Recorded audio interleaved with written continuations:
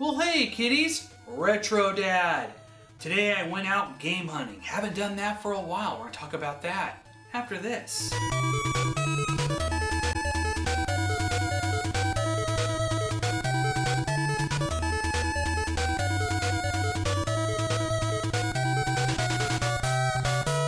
Well, today was great. So I went out to a couple places, not really expecting to get stuff. Well, okay, so I went to Stuff, speaking of stuff. One of my favorite places in Portland, and picked up some goodies. A Dreamcast controller in the box for about $10. A brand new memory card for the Dreamcast. They actually have a couple more of those if you're interested in the Portland area. A long box PlayStation game. I don't have one of these. I don't like to collect these because they're really big, but I thought for $5, I'd like to have one. I do want to get the Resident Evil original in a long box too, and I'll plan on getting that later on. Resident Evil. Alone in the Dark. Mega Man X4 for the PlayStation. Alright, 2 Genesis games. Jurassic Park and a Mickey Mouse game.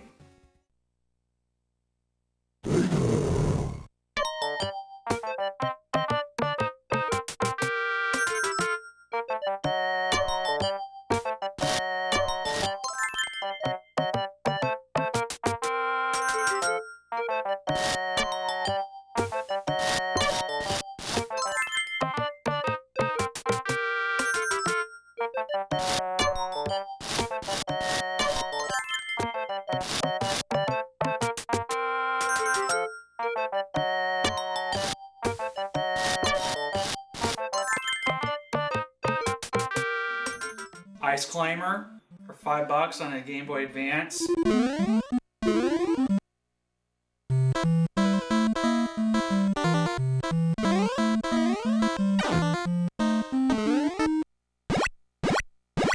Yeah, so I got about 4 original Game Boy games as well. I haven't really been collecting very often for this system, or even for the NES really, but today that changed. Well, after the journey at Stuff, we decided to head over to Video Game Wizards, and I got myself some NES games. Roadrunner.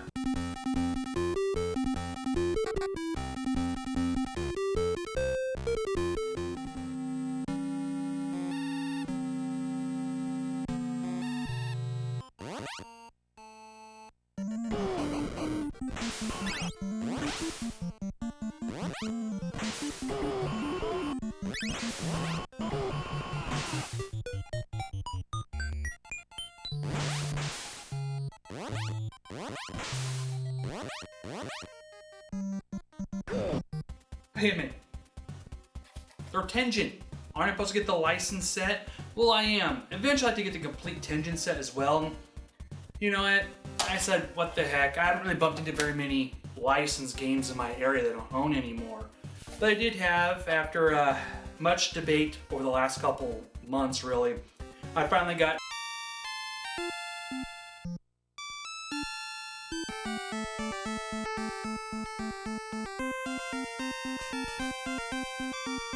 now I'm down to what, 56 or 57 licensed NES games for my collection. After Video Game Wizards, we took a trip to CD Game Exchange on Hawthorne, and I got some more stuff, including Poultrygeist. Poultrygeist. If you haven't seen this movie, it's a trauma film. It's about zombie chickens tonight. I got UN Squadron. Not in the best condition, and you know, I spent about $15 on this. I used to bump into this for $10 and always passed on it, and I haven't really seen this very often in stores or even really in the wild. It's not in the best condition. I can remove some of the stickers on it, but it's a really great shooter. I played it before. I'm looking forward to owning it, so now I do.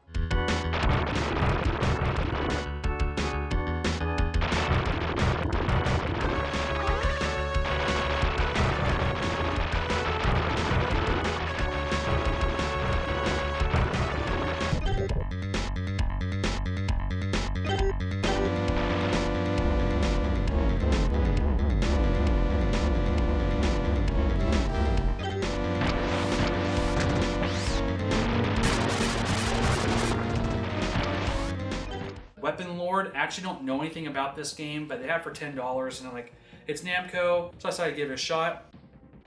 So this is Weapon Lord. Huh, I didn't expect it to be a fighting game. I guess I researched this before. Okay, what do I do here? Okay, what the hell? How do I fight back? Okay, my guy's incredibly slow. I'm getting my ass kicked here.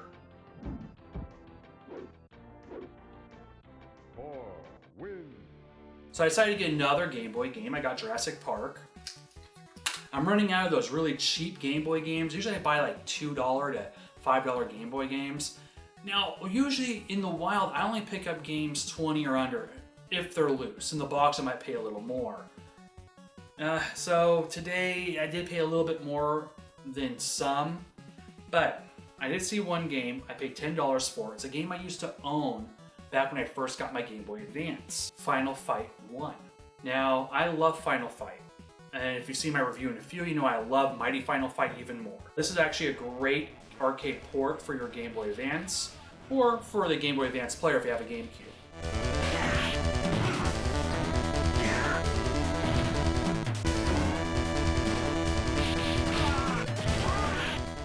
I got one more thing.